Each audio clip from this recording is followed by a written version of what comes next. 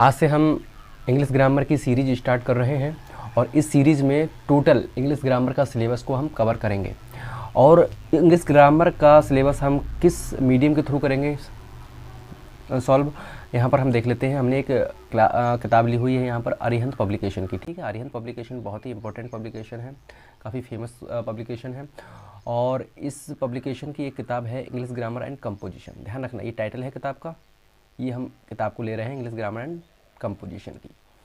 English grammar and composition की किताब ही हमने क्यों ली, इसका इंपॉर्टेंस क्या है, तो ध्यान रखिए।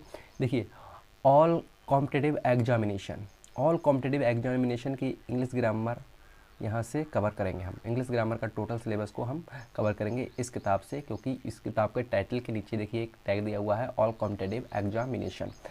यहाँ पर कौन कौन से एग्जाम को हम कवर कर सकते हैं इस किताब से। यूपीएससी की इंग्लिश ग्रामर जो पूछी जाती है क्वालिफाइंग पेपर में, वो टोटल कवर हो जाएगी यहाँ से। यूपीएससी की, यूनियन पब्लिक सर्विस कमीशन के आईएएस या आईपीएस के जो भी क्वेश्चंस होते एग्ज़ाम होते हैं, ठीक है, या एग्ज़ाम में पूछे गए क्वेश्चंस होते हैं, उसको हमने देखा हुआ है और यहाँ से कवर कर लेंगे।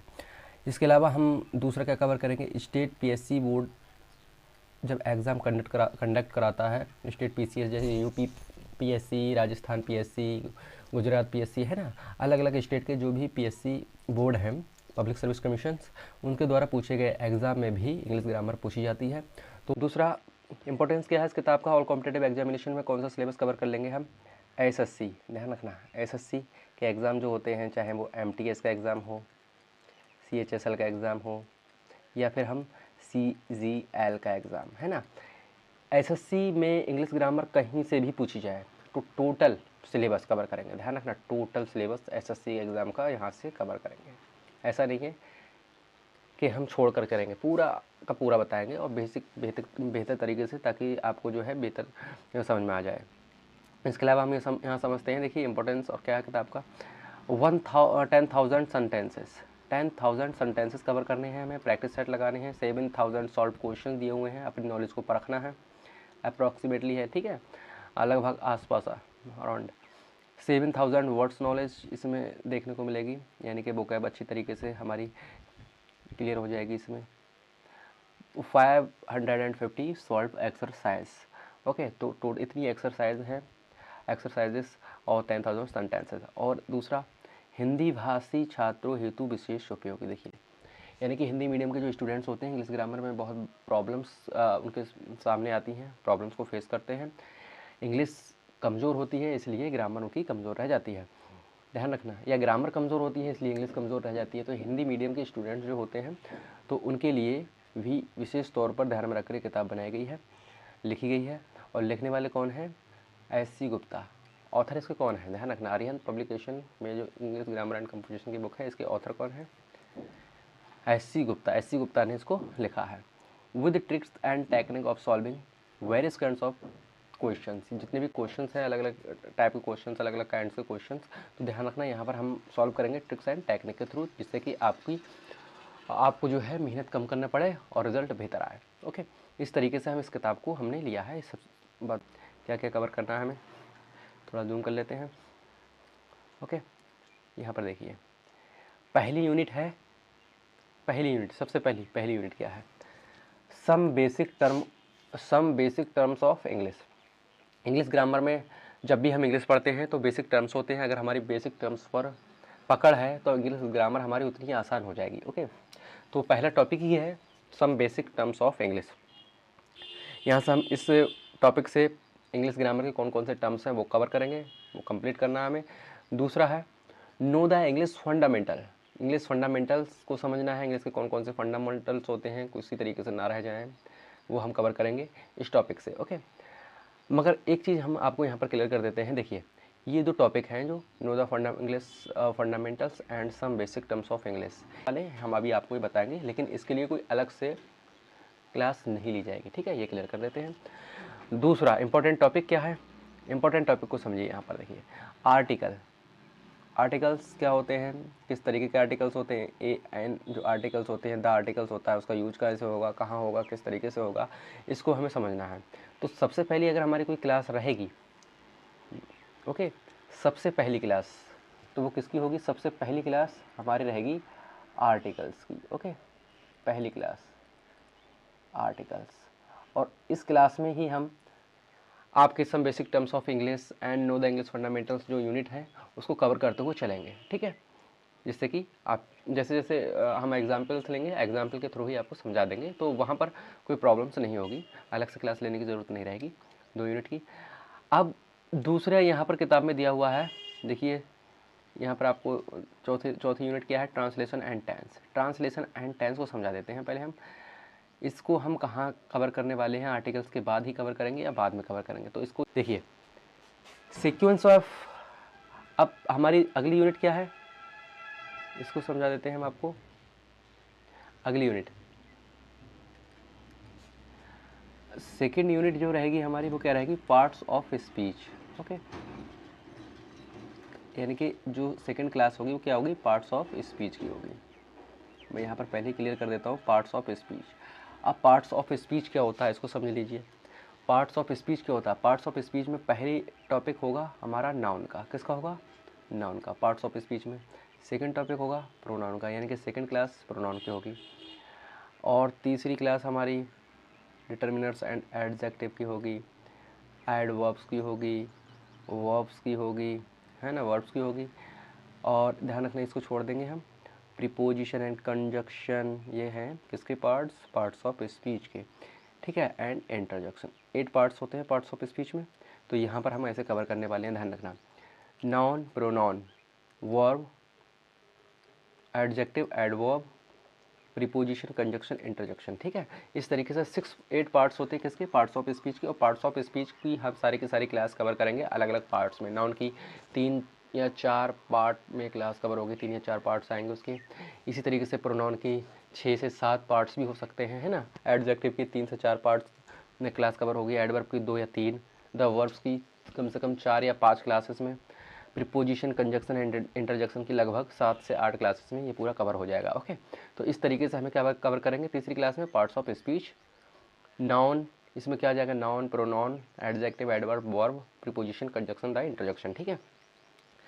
इसके बाद हमारी अगला टॉपिक कौन सा रहेगा क्लास में, अगला टॉपिक रहेगा हमारा, ध्यान रखना, ट्रांसलेशन एंड टेंस। अब हम यहाँ से अब हमें बेहतर तरीके से समझ में आ जाएगा ट्रांसलेशन एंड टेंस। जब तक हम पार्ट्स ऑफ स्पीच कवर नहीं करते तब तक हमें समझ नहीं आएगा ट्रांसलेशन एंड टेंस। अब हम टेंस को समझ पाएंगे तब हमें और भी ज़्यादा बेहतर समझ में आएंगे अगले टॉपिक, है ना। ट्रांसलेशन एंड टेंस तीसरी हमारी इंपॉर्टेंट क्लास होगी। चौथी क्लास क्या होगी हमारी, इसके बाद मैं आपको चौथी क्लास बता देता हूँ। चौथा टॉपिक की क्लास कौन सी होगी, देखिए ये सब कवर हो गया आपकी, है ना। एक्टिव एंड पैसिव वॉइस, कौन सी, active and passive voice, okay, passive voice. पांचवी क्लास हमारी इंपॉर्टेंट कौन सी होगी, direct and indirect, indirect, okay, direct and indirect. इस तरीके से हमने ये देखा कि हमारी क्लास जो इम्पोर्टेंट है, मोस्ट इम्पोर्टेंट क्लासेस, आर्टिकल्स बहुत ही इंपॉर्टेंट क्लास है। पार्ट ऑफ स्पीच अगर हमने नहीं पढ़ी तो ट्रांसलेशन एंड टेंस कवर नहीं होगा, ठीक है। और ट्रांसलेशन एंड टेंस कवर नहीं कर पाए हम तो बेहतर तरीके से एक्टिव एंड पैसिव वॉइस में हमें बहुत प्रॉब्लम्स होने वाली है। एक्टिव एंड पैसिव वॉइस के साथ साथ डायरेक्ट इनडायरेक्ट में भी प्रॉब्लम्स हो जाएगी अगर ट्रांसलेशन हमने कवर नहीं किया। तो ये topics, articles, part of speech, translation, direct indirect, active passive voice, मैं कहूँ कि इंग्लिश ग्रामर का एक तरीके से ये आत्मा है, क्या है, शॉल है। इसके बिना हम कहेंगे इंग्लिश ग्रामर हमारी मजबूत हो जाए तो बिल्कुल नहीं होगी, 100% गारंटी बिल्कुल नहीं होगी, चाहे कोई भी कहे कि नहीं। ट्रांसलेशन एंड टेंस से हम क्लास को स्टार्ट करते हैं, पार्ट ऑफ स्पीच अगर हमें आता है तो अभी कोई प्रॉब्लम नहीं है, और नहीं आता तो अभी कोई प्रॉब्लम नहीं, तो ऐसा नहीं है, ठीक है। पार्ट ऑफ स्पीच नीड है किसकी, ट्रांसलेशन की, मैं पहले कवर कर रहा हूँ, ट्रांसलेशन की नीड है, पार्ट ऑफ स्पीच नहीं, तो ट्रांसलेशन एंड टेंस बिल्कुल समझ में नहीं आने वाला है। हमने यहाँ तक कवर कर लिया। अगला क्या है, syntax, syntax, subject verb agreement, इसके लिए कोई अलग से क्लास नहीं लेंगे। ये क्लास कहाँ कवर होंगी, इन्हीं सारी क्लासेस के साथ। नॉन फिनेट्स कहाँ कवर होंगी, इन्हीं क्लासेस के साथ। पार्टिसिपल कहाँ क्लास होगा, इसके लिए क्लास हम लेंगे, और जीरेंट की क्लास लेंगे। इसके बाद direct indirect, active voice, voice बता दिया हमने, ठीक है। तो सब्जेक्ट वर्ब एग्रीमेंट कहाँ से कवर करना है, हमें इन्हीं टॉपिक्स में कवर करेंगे, सारे का सारा बताते हुए चलेंगे कि सब्जेक्ट वर्ब एग्रीमेंट कहाँ और किस तरीके से यूज होता है, नॉन इन्फिनिट्स कहाँ पर लगेंगे, पार्टिसिपल कहाँ लगेगा, जीरेंट कहाँ लगेगा, ये सारी की सारी क्लास हम यहीं पर कवर करेंगे। लेकिन हाँ, मैं आपको बता दूँ, जीरेंट पर जरूर एक क्लास लेंगे हम। Participle non infinite's and subject verb agreement in topic के साथ कवर हो जाएगा, लेकिन पार्टिसिपल की एक क्लास ली जाएगी, ठीक है। इसके अलावा ट्रांसफॉर्मेशन ऑफ सेंटेंसेस की एक क्लास होगी, बिल्कुल होगी, क्योंकि इस ट्रांसफॉर्मेशन बहुत ही इंपॉर्टेंट टॉपिक है, क्लास होना है। कंडीशनल सेंटेंसेस की क्लास होगी, नहीं लेंगे, ठीक है।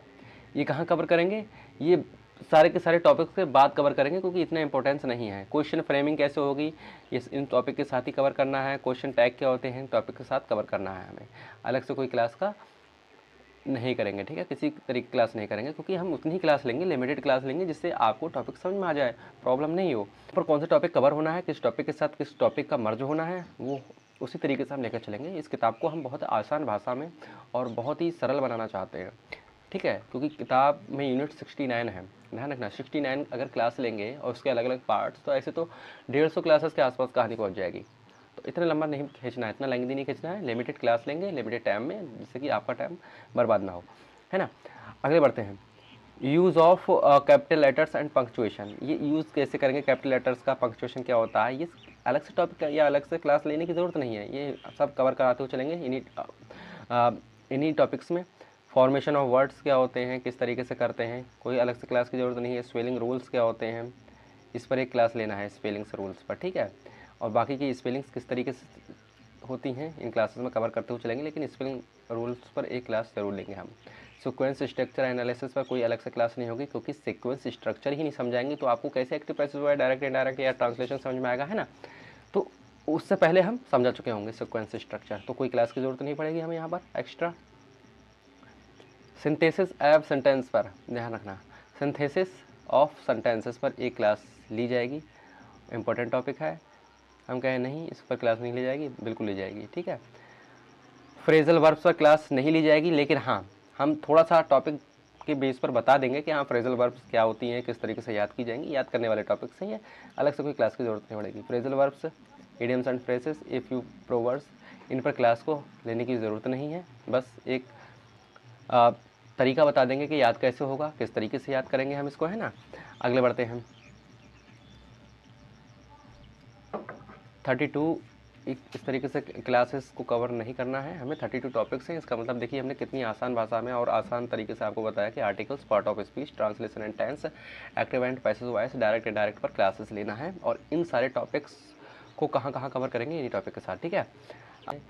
अगले बढ़ते हैं, यहाँ पर समझिए, यहाँ पर जो हम क्लास कवर करने वाले हैं वो क्या है, spotting the errors. Spotting the errors क्या होते हैं, एरर्स को किस तरीके से हम पकड़ते हैं, एरर्स कहाँ होते हैं, कैसे ढूंढते हैं, ना, इस पर एक क्लास लेंगे और समझाएंगे। बाकी की आपकी प्रैक्टिस सेट करवाएंगे तो वहाँ पर कवर हो जाएगा। क्लोज टेस्ट एंड पैसेज पर एक क्लास लेंगे और बाकी प्रैक्टिस सेट हम कवर करवाएंगे बहुत सारे, तो वहाँ पर कवर हो जाएगी। Phrase substitutions of sentence improvement पर क्लास ली जाएगी, ये क्लास यहाँ हो गई। ऑर्डरिंग ऑफ सेंटेंसेस पर कोई क्लास लेने की ज़रूरत नहीं है, लेकिन हम बता देंगे किस तरीके से कहाँ कहाँ पर सेंटेंस का ऑर्डर किस तरीके से होता है ना। डबल बैंक्स इन सेंटेंस, कोई क्लास की ज़रूरत नहीं है। मिसलेनियस एक्सरसाइजेस तो कवर कराते रहेंगे, कोई ज़रूरत नहीं क्लास की। वर्ड पॉवर ये याद करना होगा हमें खुद से ही, बता देंगे तरीका। Synonyms, antonyms, Hindi words, antosynonyms, homonyms, contronyms, heteronyms, palindromes, pangrams, unusual words form, homographs, paronyms, है ना, word one word substitutions, foreign words. इसके अलावा कौन सा, ग्रुप टर्म्स,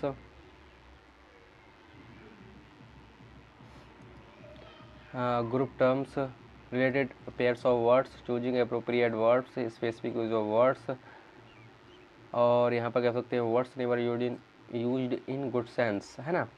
ये सब क्या है, इस पर सब पर हम क्लास नहीं लेंगे, बस तरीका बताते रहेंगे, साथ में आपको कि याद कैसे करना है, उसके अलावा क्लास की ज़रूरत नहीं पड़ेगी, है ना।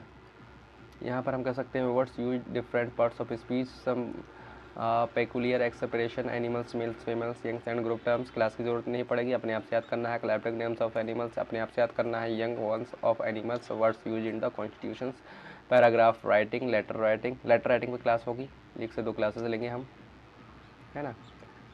बाकी प्रैक्टिस सेट में कवर कर देंगे। प्रिसाइज राइटिंग पे क्लास की ज़रूरत नहीं है, बस बता देंगे। रिपोर्टिंग राइटिंग, कंप्रीहेंशन पर क्लास होंगी कम से कम 2 से 3। प्रैक्टिस सेट की एक सीरीज चलाएंगे, उस प्रैक्टिस सेट में सारा का सारा इंग्लिश ग्रामर के प्रैक्टिस सेट लगवाएंगे, तो उन समय बहुत सारे हम कवर करेंगे। प्रैक्टिस सेट की अनलिमिटेड क्लास होंगी, हम नहीं कह सकते हैं कि कितनी क्लास होंगी, ठीक है। लेकिन अब हम यहाँ पर आपको बता सकते हैं कि कितनी कौन कौन सी क्लास होंगी, कहाँ पर किस तरीके से। आर्टिकल्स में हमारी कितनी क्लास रहेंगी, लगभग 3 क्लासेस, है ना। पार्ट ऑफ स्पीच की अगर हम बात करें तो इस पर हमारी noun, pronoun, verb, adverb, adjective, conjunction, interjection, ये सब चीज़ें होंगी। तो 8 तो पार्ट ऑफ स्पीच है, तो लगभग ये क्लासेस कितनी रहने वाली हैं, 30 से 40 क्लास। मैं स्पष्ट बोल रहा हूँ, ये नहीं तो कुछ नहीं है, 30 से 40 क्लास।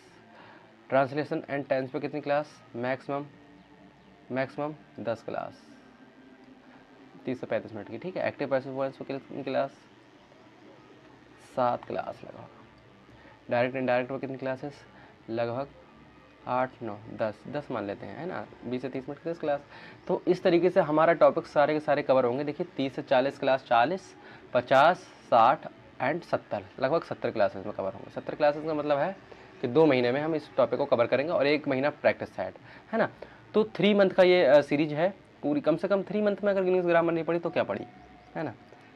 पढ़ाने के लिए तो 1 महीना में कवर हो जाएगी इंग्लिश ग्रामर, तो फ़ायदा क्या उस चीज़ से, क्योंकि लेवल देखिए UPSC, SSC, MTS, CGL, CHSL में किस तरह के क्वेश्चंस पूछे जा रहे हैं। तो 3 मंथ्स हम पूरा का पूरा कवर करने वाले हैं इस सीरीज में। 3 मंथ्स की रिक्वायरमेंट है हमें। 3 महीने के साथ, 3 महीने तक आप जो है हमारे साथ कनेक्ट रहे ना। हम पूरी इंग्लिश ग्रामर गारंटी लेते हैं कि क्वेश्चंस आपके नहीं छूटेंगे। इस किताब से क्वेश्चंस नहीं बच रहे हैं, बहुत ज़्यादा एनालिसिस करने के बाद इस किताब को लिया है, क्वेश्चंस नहीं बच रहे हैं। और Hindi medium plus English medium के जो भी स्टूडेंट्स हैं उसके लिए बहुत ही इंपॉर्टेंट हो जा रही है किताब, है ना। हिंदी मीडियम के लिए भी बहुत ही ज़्यादा इंपॉर्टेंट है। अगले बढ़ते हैं। तो इस तरीके से हम ये देख रहे हैं कि आज की क्लास जो थी हमारी इंट्रोडक्शन क्लास थी। इसके बाद हम क्लास लेंगे आने वाली टाइम में, है, चाहे स्क्रीनशॉट ले सकते हैं इस चीज़ का। ऐसी क्लास हमारी चलने वाली है। कहाँ पर कौन सी क्लास कवर करेंगे, किस तरह की क्लास कवर करेंगे, कौन सी क्लास का इंपॉर्टेंट कहाँ ज़्यादा है, और कौन सी क्लास किस क्लास करने के बाद हमें समझ में आएगी, इस सब चीज़ों पर हमने अभी चर्चा की है। बस इतना ही आज